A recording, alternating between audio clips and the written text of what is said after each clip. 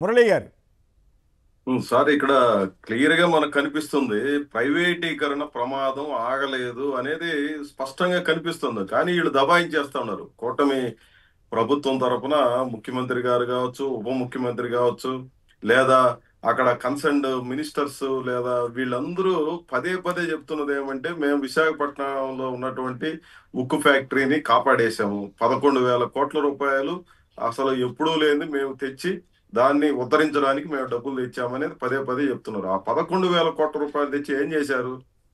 Bank రుణాలు కట్టారు, వడ్డీలు కట్టారు, తిరిగి కేంద్ర ప్రభుత్వం మొత్తం తీసుకొని వెళ్ళిపోయింది ఇంకొక రూపంలో.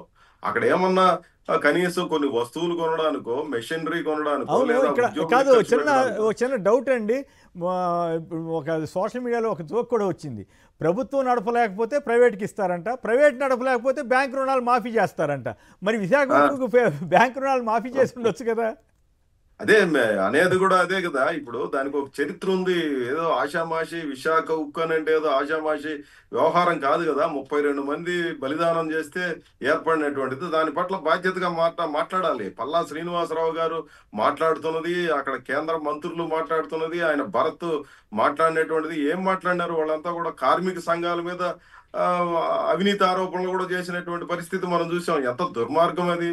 5 ఏళ్లుగా పోరాడుతూ ఉంటే ఇదే చంద్రబాబు నాయుడు గారు, ఉప ముఖ్యమంత్రి పవన్ కళ్యాణ్ గారు స్వయంగా హాజరై ఆ సభల్లో పాల్గొని ఈ విశాఖ ఉక్కును కాపాడుకోవడం కోసం మీతో పాటు ఉక్కు పిడికిలు మేము బిగిస్తామని చెప్పి ఆడ మాటలు మాట్లాడేసి వచ్చి చెప్పి ఈరోజు 42 డిపార్ట్మెంట్లు 34 డిపార్ట్మెంట్లని ప్రైవేటీకరణకి టెండర్లు కూడా పిలిచేసింది కేంద్ర ప్రభుత్వం. సిగ్గున్నా ఉండాలా ఈ ప్రభుత్వ పెద్దలకి? కనీసం మాట్లాడే మాటలకి అర్థం పర్థం ఏమన్నా ఉందా అండి? కనీసమైనటువంటి కామన్ సెన్స్ తో మాట్లాడుతున్నారా? ఒకవైపున కేంద్ర ప్రభుత్వం క్లియర్ గా చెప్తా ఉంది మేము ప్రైవేటైజ్ చేస్తాము అని చెప్పి. Concern secretaries right. చెప్పారు. అక్కడ ఉన్నటువంటి పార్లమెంట్ లో ఈ చర్చ రైట్. మెడికల్ జరిగింది. కాలేజ్ మీద కన్సర్న్ కూడా ఒక మాట మినిస్టర్స్. మాట్లాడండి దయచేసి. టైం ఇవాళ తక్కువగా ఉంది, ఏమనుకోవద్దు. అదే నేను అనేది ఇది కరెక్ట్ కాదు. విశాఖ ఉక్కు విషయంలో ఇదే రకమైనటువంటి మిగిలిన విషయాలన్నిటిలో కూడా నేను ఇంకో విషయాన్ని సూటిగా చెప్తాను. కొమ్మినేని గారు, గుంటూరులో కలరా నిర్ధారణ అయింది నిన్న. అవును. ఇంతకంటే దౌర్భాగ్యమే ఉందండి. రాష్ట్ర రాజధానిలో సరైనటువంటి మంచినీళ్ళు ఇవ్వకుండా నలుగురికి కలరా నిర్ధారణ అయిందని చెప్పి వార్తలు మనం చూస్తున్నాం ఈ రోజున. అవును. ఇంకా ఎన్ని ఇష్యూస్ రాష్ట్రంలో ప్రజా సమస్యలు చర్చే లేదు. అసెంబ్లీలో ఆ చర్చ లేదు, బయట చర్చ లేదు, చెప్పేది వినరు. దబాయింపులు, లేదంటే ఏది కేసులు పెడితే అది చేస్తారు, పని లేదంటే గంటలు కేసులు. పెంచేస్తారు. ఆ 13 ఏళ్లుగా కనీసం వాళ్ళకి వేతనాలు పెంచడం లేదు, అవి చర్చ లేదు. 1,00,00,000 మందికి పైగా ఉన్నటువంటి కార్మికుల గురించి చాలా తేలిగ్గా అసెంబ్లీలో ఒక్క మాట మాత్రం కూడా చర్చ లేకుండా చేస్తారు. మళ్ళా దబాయింపులు వేరే. 8 గంటల పని విధానాన్ని అనేక పోరాటాలతో పోరాడి సాధించుకున్నటువంటి దాన్ని ఈ రోజు పక్కన పెట్టేసి 12 గంటల పని విధానం, 13 గంటల పని విధానం, 10 గంటల పని విధానం మీ ఇష్టం వచ్చినట్టుగా.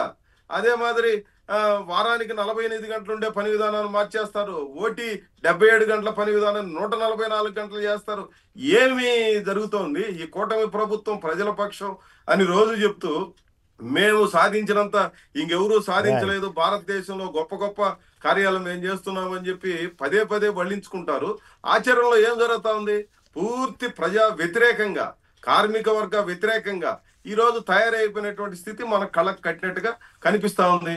విశాఖ రైట్. స్టీల్ ప్లాంట్ ఒకటే కాదు, మీరు ఎన్ని సమస్యలు, ప్రతి రైట్. జిల్లాలో రైట్. ఏదో ఒక రకమైనటువంటి సమస్య. అవును, ఆ, ఆల్రెడీ చెప్పారు. ఆఖరికి గిరిజనులను కూడా వదిలిపెట్టకుండా, ఆదివాసీ ప్రాంతాల్లో ప్రజలను వదిలిపెట్టకుండా, మత్స్యకారులను వదిలిపెట్టకుండా రైట్. ఎవరిని ఉద్ధరిస్తాడని చెప్పి ఇది రైట్. సమంజసమైనటువంటి కాదు. ఆంధ్ర రాష్ట్రం అంతా కూడా అల్ల కల్లోలంగా ఆందోళనతో అట్టుడికి పోతా ఉంది. ఈ రోజు ఒక్క మాటలో చెప్పాలంటే అట్టుడికి పోతాంది. ప్రజలందరూ తీవ్రమైనటువంటి అసంతృప్తితో అల్లాడిపోతున్నారు. వీళ్ళంతా కూడా నీరో చక్రవర్తుల్లాగా ప్రవర్తన చేస్తున్నారు తప్ప ఏమాత్రం ప్రజల పట్ల బాధ్యతగా లేదు అనే విషయాన్ని మనం గమనించాలని నేను చెప్పదలుచుకున్నది.